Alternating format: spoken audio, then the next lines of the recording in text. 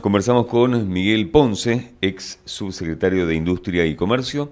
Miguel, hablábamos de lo que es la necesidad de aumentar las exportaciones para que haya mejor ingreso de divisas al país, entre otros aspectos, y las complicaciones que esto tiene para llevarse a la práctica, teniendo en cuenta lo que es, por ejemplo, la inflación en nuestro país y lo que es el aumento de la presión fiscal que tampoco tiene techo. ¿Cómo se resuelve este laberinto? Sí, primero ser muy rigurosos en los números que estamos esperando para este año. Y acá tenemos que corregir a la baja. ¿Qué quiero decir? Cuando terminamos el año pasado y las veces que yo lo he visitado antes, hablábamos de que el rojo comercial lamentablemente iba a crecer, inclusive, lo decíamos a fin del año pasado, a niveles casi del doble de lo que había sido el récord que ya se obtuvo el año pasado de 8.500 millones en rojo. Obviamente esa cifra de doble se ha achicado, no porque hayamos mejorado las exportaciones, sino porque la situación de horizonte recesivo hace que la importación se vaya a mesetar y aún a caer en relación a las expectativas que había. Esto no significa que el rojo vaya a disminuir, el rojo se va a mantener y va a aumentar, pero no a los niveles de los que teníamos previsto.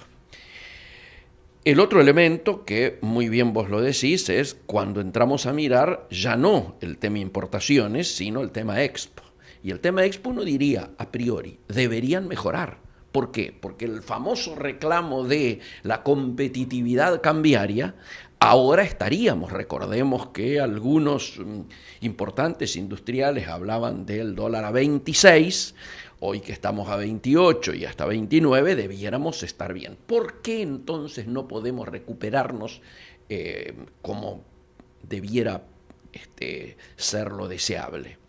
Y porque tenemos otros elementos. La competitividad no es solo la competitividad cambiaria, sino que hay una cantidad de elementos. La presión impositiva, la situación de crisis de las economías regionales, donde objetivamente no ha habido planes puntuales y a medidas para su recuperación, el encarecimiento del crédito o la falta de crédito directamente, los aumentos en los costos logísticos, y sobre todo el tema impositivo, que hacen que en el barrio seamos los que mayor presión impositiva hay sobre el consumo y la producción.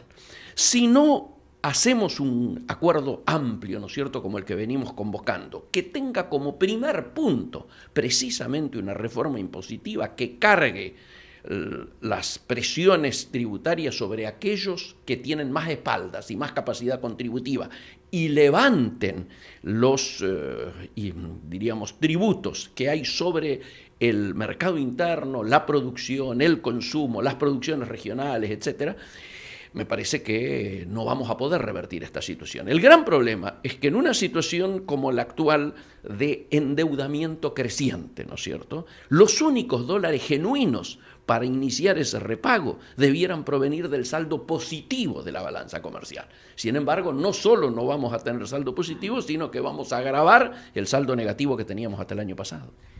¿Cómo se compone, Miguel, este rojo comercial, teniendo en cuenta cada uno de los eslabones que nos llevan justamente a tenerlo así en este color desde hace tanto tiempo y con tendencia todavía más negativa? Paradójicamente, cuando estamos hablando de 8.500, estamos hablando solo de el saldo de la balanza comercial, es decir, IMPO menos Expo en este caso, ¿no es cierto?, en términos de rojo. Pero a esto hay que agregarle la balanza de servicios, a esto hay que agregarle el rojo turístico de la cuenta turística, el pago de tarjetas de crédito de compras en el exterior, que algunos lo incluyen dentro del turístico, otros no. El energético. El energético. ¿Puede cuantificar? Las cuantificaciones van, yo te diría, variando. Primero, en función de situaciones estacionales y segundo, en términos precisamente de estas variaciones que se van produciendo por tipos de cambio y por las propias oscilaciones del mercado y la incertidumbre que el mercado internacional tiene. Si nosotros tenemos precios de commodities en caída, obviamente ahí hay una modificación. Si tenemos que aparece en esta guerra comercial stocks sobre stocks que antes se colocaban en Estados Unidos y ahora buscan otros lugares para colocarse, como en nuestra zona, obviamente también allí hay una variación. Entonces, El conjunto de esto, más los intereses de repago de la situación de endeudamiento, hacen una bola francamente muy fuerte que supera los 20.000 millones. Por eso es que se habla de que habitualmente entre los déficits de la balanza comercial global, de la cuenta comercial, y los déficits de la situación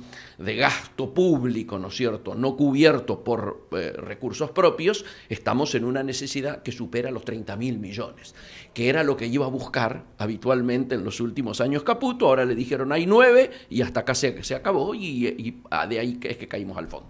Es por ende de esperar que continúe la tensión cambiaria y también los niveles altos de tasas, Miguel, en este escenario. Yo creo que es casi inevitable que vamos a estar con una tensión permanente, muy monitoreada por el fondo, con algunos elementos, yo diría, que van a llevar a la revisión de lo que se ha firmado.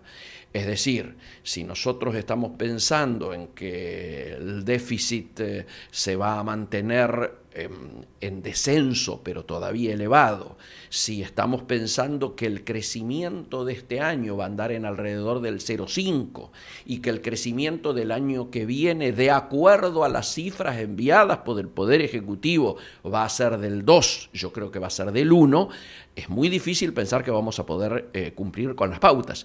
Si esto implica que el fondo visualiza de la imposibilidad de cumplir por el hecho concreto de que al tener un proceso recesivo inevitable que el propio gobierno reconoce, los procesos de recaudación van a ir en descenso y por lo tanto los números comprometidos son difíciles de cumplir y habrá que replantearse de nuevo una situación que inclusive hasta puede ser de más dureza en relación a las tasas. Nosotros estamos viendo un esfuerzo muy importante que está haciendo el nuevo ministro de la Producción, pero claro, lo está haciendo en la cancha marcada por el Fondo Monetario, donde la reducción de tasas, que debe ser un objetivo, yo diría, prioritario, porque no hay actividad productiva que pueda superar ese nivel de tasas, sin embargo, tiene dos condicionantes. El primer condicionante es que para cualquier modificación de esa tasa, hay que pedirle autorización al fondo. Es decir, esto que alertábamos nosotros de que ir al fondo implicaba quitarnos niveles de autonomía en la toma de decisiones nacionales, se manifiesta de esta manera. El segundo elemento que tiene lógicamente SICA es que va a necesitar el apoyo de los bancos, tanto del Estado como los privados, para lograr ese objetivo de tasa al 29% para las pymes. ¿Alcanza con esto? Por supuesto que no. Esto, diríamos, sería aspirinas para un canceroso, pero marca una tendencia de un esfuerzo que va a haber que efectuar y que sin duda, si lograse frenar la situación de volatilidad de los mercados y esta economía, yo diría, de dos monedas que tenemos permanente, ¿no es cierto?, dólar y peso, permanentemente todas nuestras acciones están regidas por esa relación, podríamos llegar a pensar en una baja de tasas. El gran problema es que tenemos una economía muy dolarizada. Todos los rubros que vos mires, sea de productos finales o sea de insumos, en gran medida están altamente dolarizados. La industria automotriz, la industria farmacéutica, la industria alimentaria, los combustibles, en todos pega directamente, y si hemos tenido desde el 20 de abril al 1 de julio un proceso devaluativo que supera el 40%, y bueno, los resultados están a la vista. Muy amable, Miguel. Por favor, gracias.